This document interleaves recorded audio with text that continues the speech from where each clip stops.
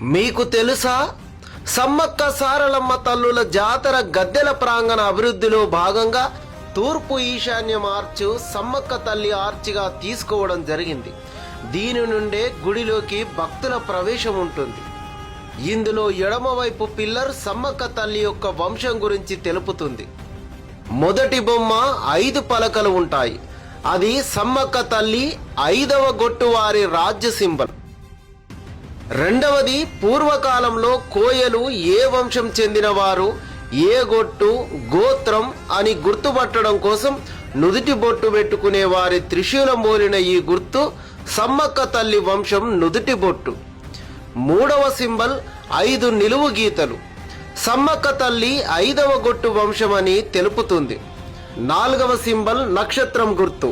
సమ్మక్క తల్లి నక్షత్ర రూపంలో ఉంటుంది ఆకాశంలో అని భావిస్తారు కోయలు. స్వస్తిక్ అనేది సిద్ధపోయిన వారు పూజ విధానంలో ఉపయోగించే అతి ముఖ్యమైన సింబల్. దీనిని కుంకుమతో వేస్తారు. దాని అర్థం భూమి తన చుట్టూ తాను కుడి నుండి ఎడమకు తిరుగుతుంది. 9 గ్రహాలు కూడా కుడి నుండి ఎడమకు తిరుగుతాయి. సముద్రంలో గాని నీటిలో గాని సుడిగుండం కుడి నుండి ఎడమకు తిరుగుతుంది. సుడిగాలి కుడి నుండి ఎడమకు తిరుగుతుంది. వృక్షాల తీగలు కుడి నుండి ఎడమకు తిరుగుతాయి.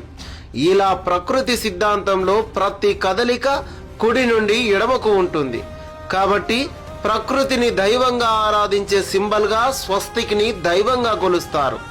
ఇది బయటి సమాజం ఎడమ నుండి కుడికి వాడే సాధారణ స్వస్తిక్ కాదు. కింద ఇది ఆదివాసీల ఆలయ ప్రాంగణం అనేలా అడవి దున్న కొమ్ములు, నెమలికలతో కోయ నృత్యం వేస్తున్న సందర్భం. ఇలా ప్రతి పిల్లర్కి ఒక చరిత్ర ఉంది. తెలంగాణ ప్రభుత్వం మేడారం మందిర నిర్మాణాన్ని ఎంతో ప్రతిష్టాత్మకంగా నిర్మిస్తుంది.